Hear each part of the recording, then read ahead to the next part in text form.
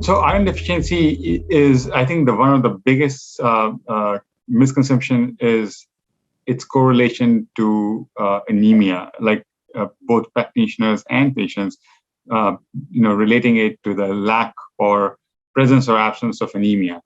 And we know that iron deficiency can happen even in the absence of overt anemia in these patients, and especially in the heart failure population.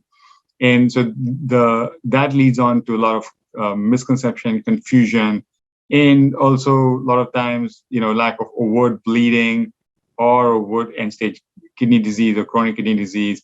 In absence of those comorbidities, a lot of practitioners feel like maybe they don't suspect iron deficiency as being present in this population, and then the lack of awareness about correlation with symptoms, and especially in patients who are already on good medical therapy and still have symptomatic ambulatory heart failure or even decompensated heart failure admitted to the hospital.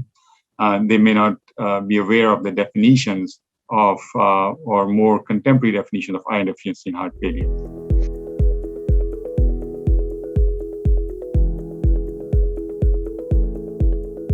So there's a plenty of data now that we know, both epidemiological from clinical trials, both small scale as well as larger studies, that iron deficiency in heart failure is correlated with a lot of different endpoints, starting from endurance or limited endurance, in that also poor functional class, quality of life.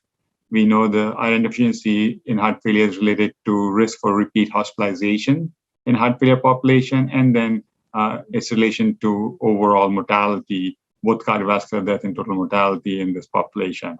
So there is now, pretty good evidence to suggest that correlation or relationship between iron deficiency and these patient-centered outcomes.